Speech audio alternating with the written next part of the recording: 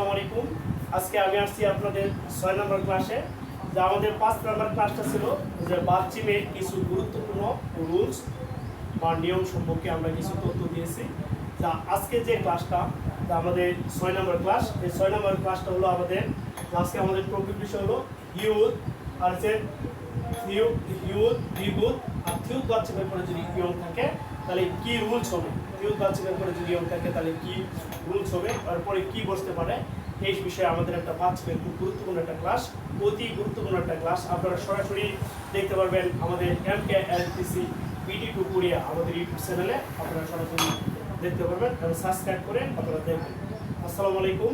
এখন আমি শুরু করছি ময়মনসিংহ কোরিয়ান ল্যাঙ্গুয়েজ ট্রেনিং সেন্টারের পক্ষ থেকে, MKLTC শিক্ষা পরিবারের পক্ষ থেকে আমি সিনিয়র প্রশিক্ষক কৃষিবিদ ফারুক আহমেদ।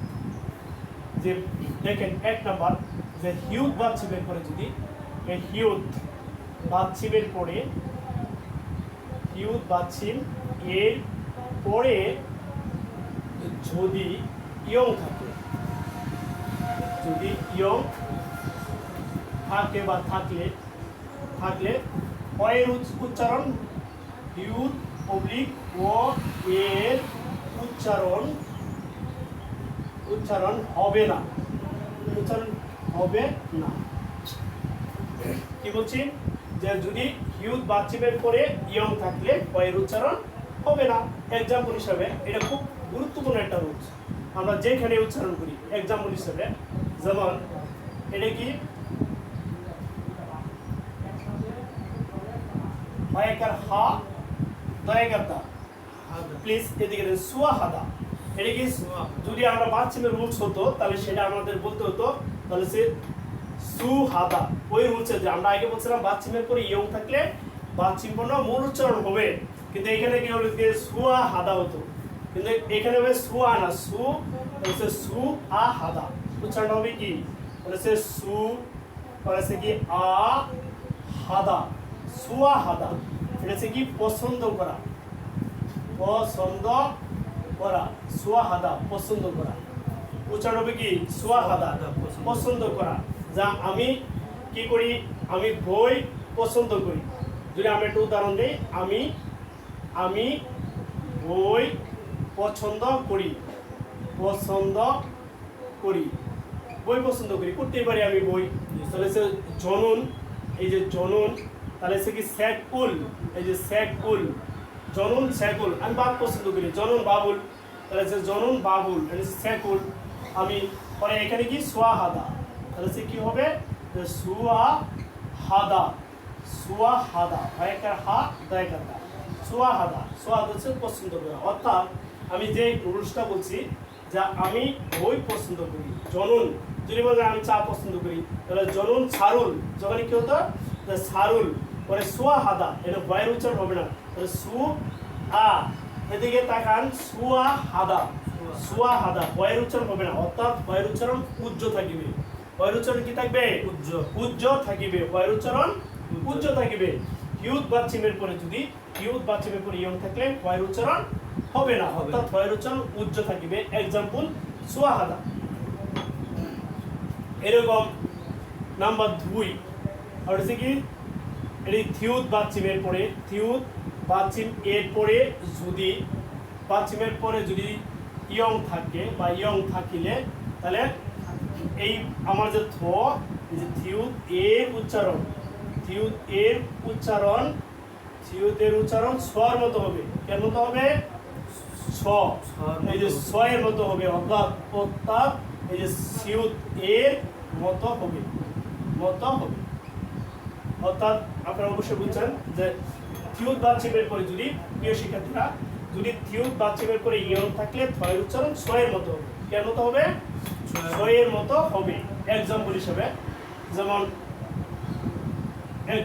যেমন খাচ্ছি, হয়কার খা, এই যে এটা কি খাচ্ছি, এটা হচ্ছে কি খাচ্ছি মানে কি একসাথে খাচ্ছি, খাচ্ছি, হয়কার খা, তাহলে ছয় শিকার সি, এই খাচ্ছি হলো একসাথে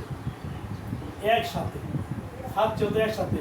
ভয়ের উচ্চারণ যে হবে না, এখানে আরেকটা উচ্চারণ আছে, যেমন কি এই যে মান, হয়েছে কি হবে মানি মানি এটা ময়াকার মা দিতানে সে মানি ভয়ের উচ্চারণ হবে না। এটা বলছিলাম যে হিউত বা চিমের পরে যদি ইয়ং থাকে তাহলে ভয়ের উচ্চারণ উচ্চ থাকবে। এটা লিখেছিলাম সোয়াহাদা, আর এখানে আছে মানি। এই মানি অর্থ হচ্ছে বেশি, মানি অর্থ কি বেশি বেশি, মানি অর্থ বেশি। আরেকটা এক্সাম্পল দিলাম এখানে, হিউত বা চিমের পরে যদি ইয়ং থাকে তাহলে ভয়ের উচ্চারণ ছয়ের মতো হবে। তাহলে এটা কি খাচ্ছি, খাচ্ছি অর্থ কি একসাথে, আমরা সবাই একসাথে খাচ্ছি। এটা মনে রাখার কৌশল কি আমরা সবাই একসাথে খাচ্ছি, খাচ্ছি হচ্ছে একসাথে। আরেকটা রুলস হলো দ্বিগুণ বাচ্চিমের পরে, দ্বিগুণ বাচ্চিম এর পরে যদি ইয়ং থাকিলে তাহলে ধয়ের উচ্চারণ, এই দ্বিগুতের উচ্চারণ এর উচ্চারণটা হবে আপনার, দ্বিগুতের উচ্চারণ হবে আপনার জয়ের মতো, অর্থাৎ বর্গার জয়ের মতো, বর্গার জয়ের মতো।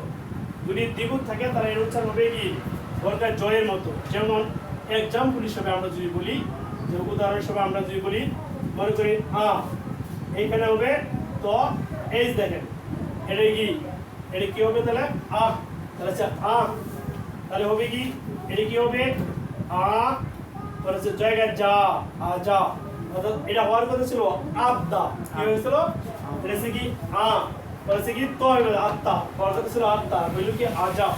এরকম মনে করেন এসে মু অ, তাহলে এটা কি হবে দেখেন, এই যে মু অ পরে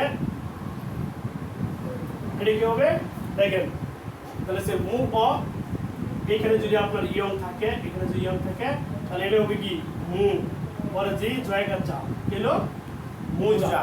অর্থাৎ এখানে আপনার একটা গুরুত্বপূর্ণ রুলস হলো যে যদি এই তিনটা খুব গুরুত্বপূর্ণ, হিউত বাচ্চিমের পরে ইয়ং থাকলে, আমি আবার বলতেছি এগেন, হিউত বাচ্চিমের পরে ইয়ং থাকলে ভয়ের উচ্চারণ হবে না, অর্থাৎ ভয়ের উচ্চারণ হবে না। যেমন সোয়াহাদা, আমি মানি বেশি, আমি বই পছন্দ করি, তাহলে জনম ছাগল মানে কি সোয়াহাদা। এখানে আছে কি যদি হিউত বাচ্চিমের পরে ইয়ং থাকে তাহলে ভয়ের উচ্চারণ কেমন হবে ছয়ের মতো হবে। যেমন কি খাচ্ছি একসাথে, আমরা সবাই কি খাচ্ছি একসাথে খাচ্ছি। এটা হচ্ছে কি হিউত বাচ্চিমের পরে যদি ইয়ং থাকে তাহলে কি হিউত, এটা কি দ্বিগুণ বাচ্চিমের পরে ইয়ং থাকলে তাহলে ভয়ের উচ্চারণ জয়ের মতো হবে, কেমন মতো হবে জয়ের মতো হবে। যেমন এই যে একটা উদাহরণ দিচ্ছি, এটা কি আজা, এটা কি আজা, পরে আছে কি মুজা, মুজা অর্থ কি টুপি, মুজা টুপি। প্লিজ তাহলে ইনশাআল্লাহ আজকের মতো এখানেই শেষ করছি। যে আজকে আমাদের যে বাচ্চিমের রুলস, যে পরবর্তী ক্লাসে আমরা আপনাদের 7 নম্বর ক্লাসে দিব, যে বাচ্চিমের আরও কিছু গুরুত্বপূর্ণ রুলস আছে, সেগুলো পাওয়ার জন্য আপনারা আমাদের সর্বদাই আমাদের YouTube channel MKLTC BD subscribe করবেন এবং সাবস্ক্রাইব করে আমাদের সাথে থাকবেন MKLTC বিডি টু কোরিয়া এই চ্যানেলে।